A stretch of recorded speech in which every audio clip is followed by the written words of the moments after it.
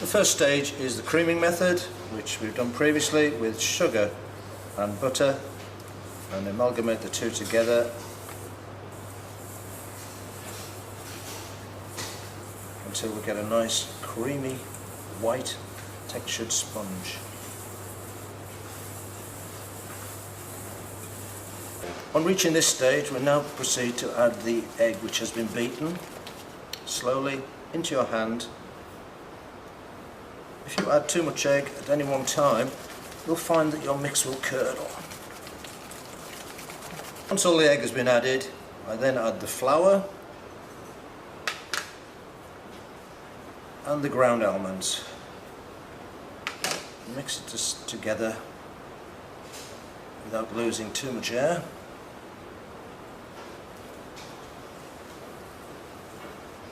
And the final ingredient is the almond essence. My sweet flan pastry has been resting for 20 minutes. I'm now going to roll it out to fit the pastry ring, 6-inch pastry ring.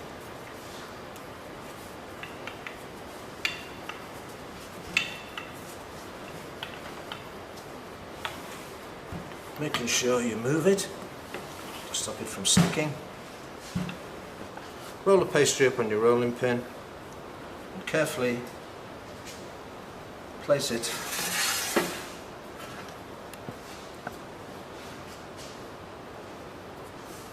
like so.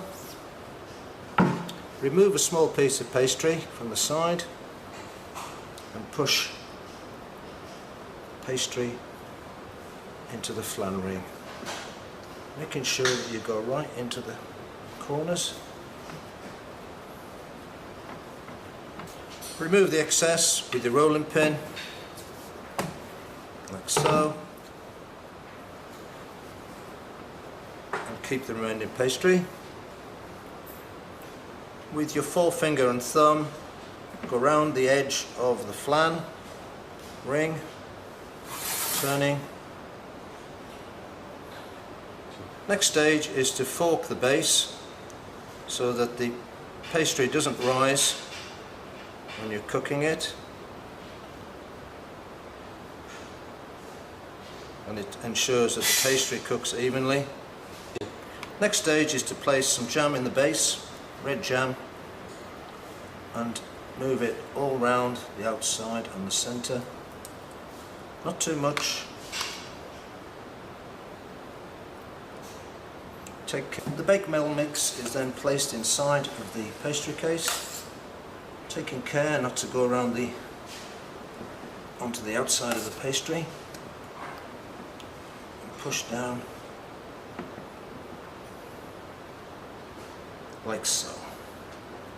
The remaining pastry is rolled out so that we can cut out strips to place on top of the sponge.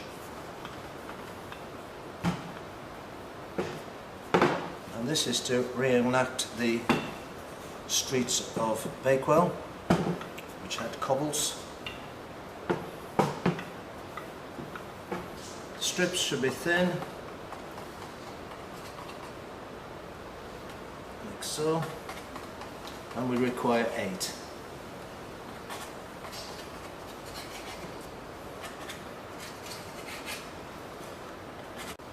I'm going to wet the edge of the pastry to enable the strips to stick,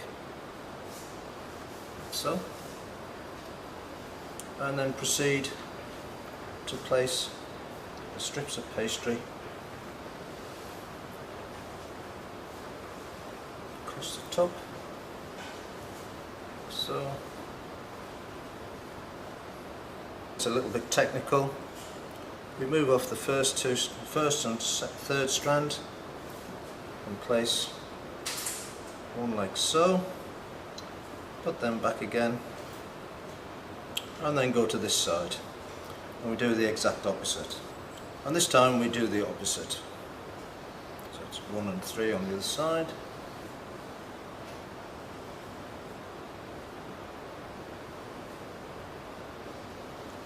And the knife, I just press down onto the outside pastry like so, and cut and remove the excess.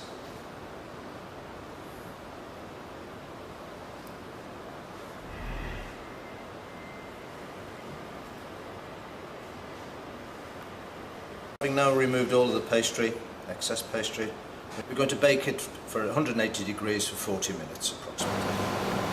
Bakewell tart now has been put onto the cooling wire, and we're going to glaze it with apricot glaze, which is apricot glaze and sugar. This gives it a nice seal and also a nice shine. It must be boiling,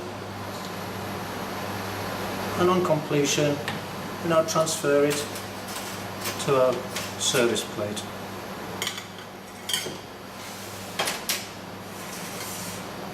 Bakewell tart.